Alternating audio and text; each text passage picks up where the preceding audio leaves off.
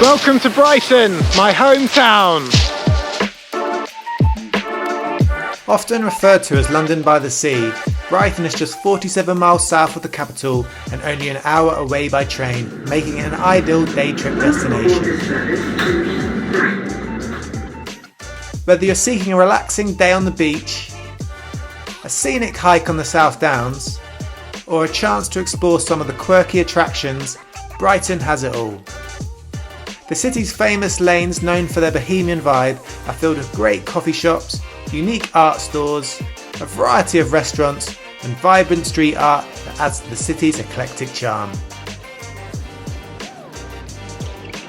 When you arrive at the station, you'll catch a glimpse of the English Channel straight ahead. That's if you got good eyesight. From there, it's just a 10-minute walk to the huge pebbled beach. As you approach, you'll be greeted by the iconic West Pier, which tragically burnt down in 2003. Though only the shell remains, it provides a stunning backdrop, especially during the summer sunsets. But don't worry, Brighton Palace Pier is still standing strong, offering plenty of fun with its classic 2p machines, arcades, and a bunch of fun theme park rides too. Come on.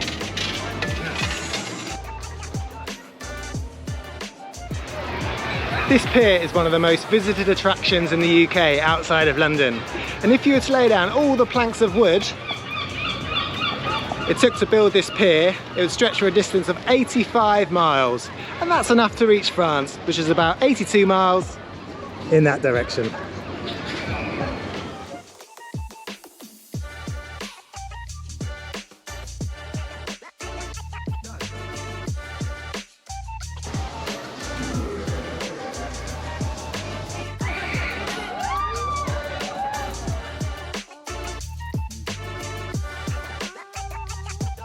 The promenade has a bunch of things to do.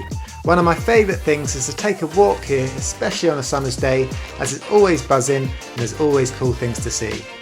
You can get your classic fish and chips or eat in one of the many beachfront restaurants. There's plenty of bars to choose from, and if you're after a souvenir, there's gift and art shops galore. It also has a sea life centre, which is the world's oldest aquarium. Okay, I may have just read that on the sign. You can watch a basketball game, tennis beach volleyball. Is that a real game? There's an upside down house which is great for those Instagram shots. There's often street performers, and then of course the famous chip thief, although they are not normally this shy. And there's one attraction which is impossible to miss, the Brighton Eye 360. 162 metre high moving observational tower, it's 27 metres taller than the London Eye, and the viewing pod at its highest point sits at pretty much the same height as the Great Pyramid of Giza. It has incredible views over the city, the South Downs, the sea, and on a clear day you can even see the Isle of Wight in the distance. Okay, but maybe not this good.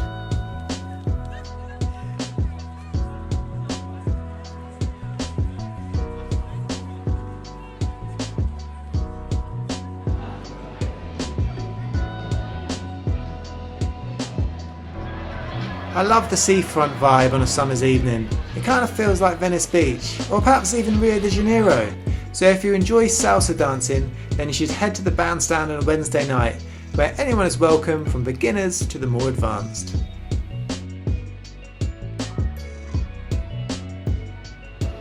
For the foodies, the city offers an abundance of dining options to suit every palate. If you're looking to indulge in fine dining and don't mind splurging, Flint House and the Lanes or the Little Fish Market in Hove are great choices. Craving something spicy? Head to Mowgli in the Lanes for delicious Indian cuisine, where you can even enjoy your meal while sitting on a swing. For fresh seafood, Riddle and Finn's, also in the Lanes, is a must visit.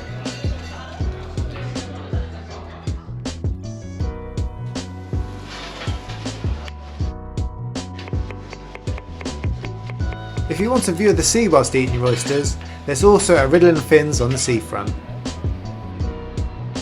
And if you walk down the stairs from here, you'll find Shelter Hall, which serves up a fantastic array of international street food from pizzas to burgers. Not far from the station in North Laine, the pond offers excellent Asian dishes, including their highly recommended bao buns.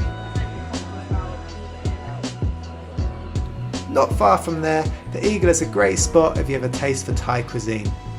For those who prefer traditional pub food or a hearty Sunday roast, then put the geese into your Google. And if you're a fan of Wetherspoon pubs, then you're in luck. There are 3 to choose from in the area.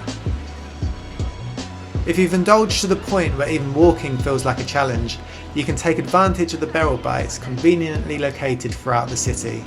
There's also a scenic cycle path that runs along the entire coastline, perfect for a leisurely ride. Not too far from the pier, you'll find the historic Volks Railway. It's the oldest operational electric railway in the world. Completed in 1883, the train takes passengers along the seafront, passing a zip line. The sea lanes Lido with water heated to 19 degrees all year round, with nearby spots to grab a drink or a bite to eat. And as you continue, you'll see the yellow wave beach volleyball courts with a cafe attached. There's the beach box wood fire saunas complete with plunge pools and a fire pit, a pretty snazzy golf course, and then a nudist beach.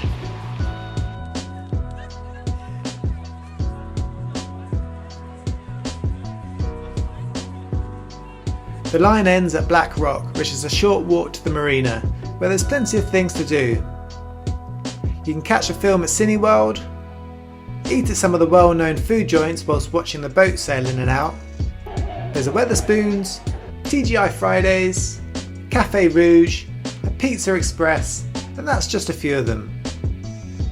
From here you can also book mackerel fishing trips and sightseeing excursions along the coastline, and even a trip to the Rampion Wind Farm, which consists of 116 turbines that sit between 13 and 20 kilometres away in the English Channel. And just beyond the Marina you've got the Undercliff Path, and that's where I go on most of my runs. It's a lot more quieter than the other end of Brighton. It's got beautiful white chalky cliffs. It's great for spotting seabirds or watching the surfers on a wavy day. And if you're lucky, you might even spot a seal. What? And if anyone tells you Brighton's just all pebble beach, bring them down this end and you might find a bit of sand. It'll be a lot more quiet too. Headphones just fell out. And when the tide is out, you can still see the old track lines of a unique Victorian electric railway named the Daddy Longlegs. It ran through the shallow waters connecting Brighton to Rottingdean between 1896 and 1901. There's even an app which uses augmented reality to see where the Daddy Longlegs would have travelled along the coastline. You can even take a photo with it.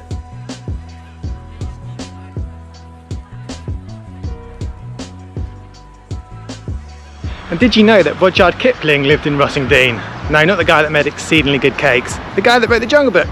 He lived in that house behind me. Nestled by the quintessential English village green, complete with a duck pond, Kipling Gardens offers a serene escape perfect for those seeking peace and relaxation. As you step inside the flint-walled garden, you are greeted by meticulously maintained winding pathways that lead you through a picturesque landscape adorned with beautiful trees, flowers and pergolas. At the far end you'll find a traditional bowling green which doubles as a croquet lawn. Another famous author also lived in Brighton. Lewis Carroll lived in this house here in Kemptown during the summer months, and he wrote Alice in Wonderland. Just across the road from his home in Sussex Square is a private residential park with a unique feature, a tunnel that leads directly to the seafront. This very tunnel is believed to have inspired the rabbit hole that Alice ventures into in the book.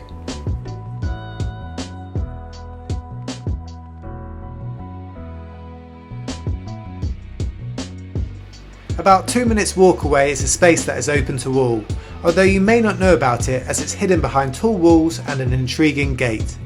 Keeping with the theme of children's books, the Secret Garden exhibits incredible sculptures and has a cafe where you can enjoy a drink and a cake sat amongst the art and beautiful gardens. It's open in the summer months on Sundays from 11 AM till 5 PM. And not far from the Secret Garden you'll find Kemptown, a vibrant neighbourhood with its village feel and community spirit. Kemptown is home to a variety of independent businesses, cafes, lively pubs, vintage and charity shops and diverse restaurants, making it a hub of local culture. As you stroll through the streets, there's always something quirky or unexpected to catch your eye.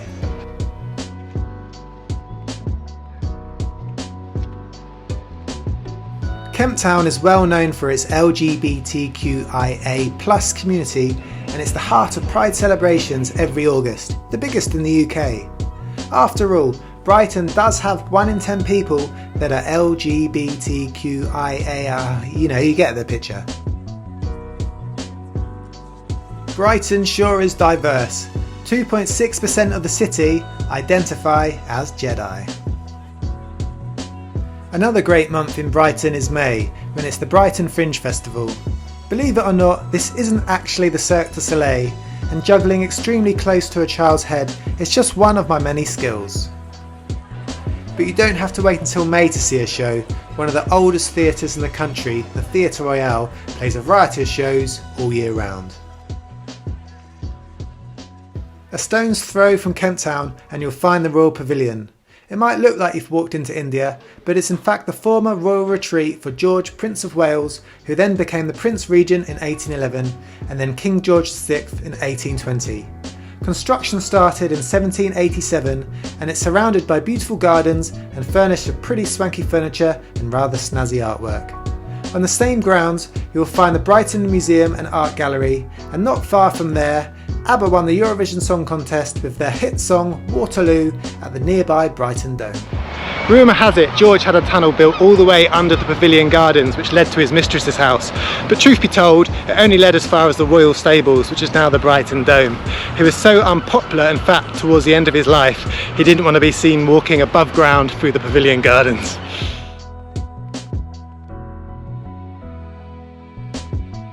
If shopping is your bag, then North Laine is the place to go. Leaving the Royal Pavilion Gardens, you are located right in the heart of the bohemian streets lined with vintage clothes stores, art shops, jewellery stalls, and my favourite, Snooper's Paradise, a flea market full of weird and wonderful things. If it's a nice day, it's generally pretty busy, but it's a great place to people watch if you're grabbing a bite to eat.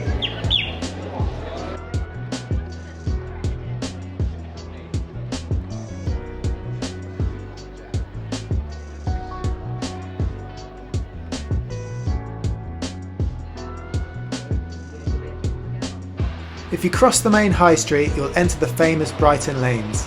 Once the hub of the old fishing town, it's a warren of narrow, twisting alleyways where it's quite easy to get lost if you don't know the area.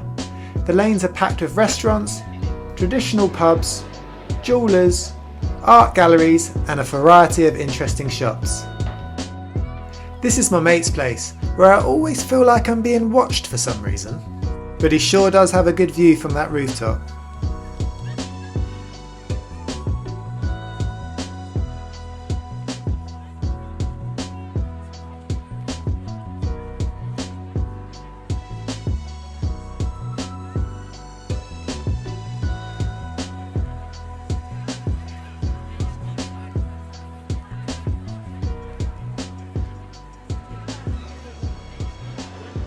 A nearby highlight is Quadrophenia Alley, the location of the cult 70s mod film. Here I am doing my best Phil Daniels impression.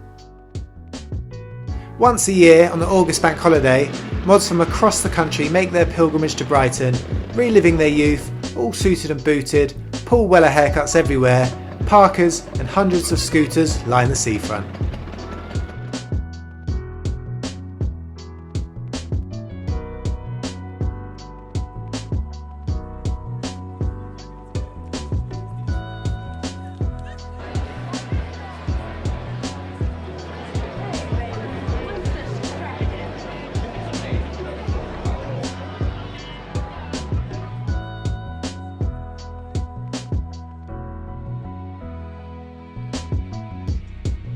From the seafront near the pier you can find a sightseeing bus. There's also a bus which goes to Devil's Dyke on the South Downs for £2 each way. It's well worth checking out if you want to see some epic views whilst watching the paragliders, meet around a emu, or grab a well-earned drink after a long hike. If you head west along the seafront from Brighton, you'll actually reach Hove. Although these two settlements are actually two different places, they operate as a single entity. There's a local joke that people from here will say, Hove actually, if asked if they're from Brighton. It's actually a nice place with lots of nice restaurants, coffee shops and independent shops along the high street. There's Hove Lagoon, where you can learn to windsurf and wakeboard.